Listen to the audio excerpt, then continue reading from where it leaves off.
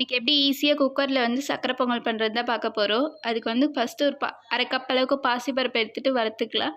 கொஞ்சம் light brown ஆகிற வரைக்கும் வறுத்துட்டு ஒரு கிண்ணத்தில் போட்டுட்டு 1 கப் வந்து பச்சரிசி எடுத்து கழுவிக்கலாம். கழுவிட்டு இதை குக்கரில் போட்டுக்கிட்டு 1 கப் பச்சரிசிக்கு 4½ கப் வந்து தண்ணி ஊற்றிக்கலாம். 1 கப் வந்து பால் சேர்த்துக்கலாம். ஒரு சிட்டிகை வந்து உப்பு சேர்த்துக்கலாம். உப்பு சேர்த்து குக்கர் மூடி ஒரு 6 விசில் நல்லா விட்டுக்கலாம். இதை நல்லா இப்போ வெந்தோடனே கரண்டியால் நல்லா மசிச்சு விட்டுக்கோங்க. மசிச்சுட்டு 2 கப் அளவுக்கு வெல்லம் செதுக்கி வச்சுருக்கோம். அதையும் சேர்த்து நல்லா கிண்டி விட்டுக்கோங்க வெல்லம் கரையிற அளவுக்கு.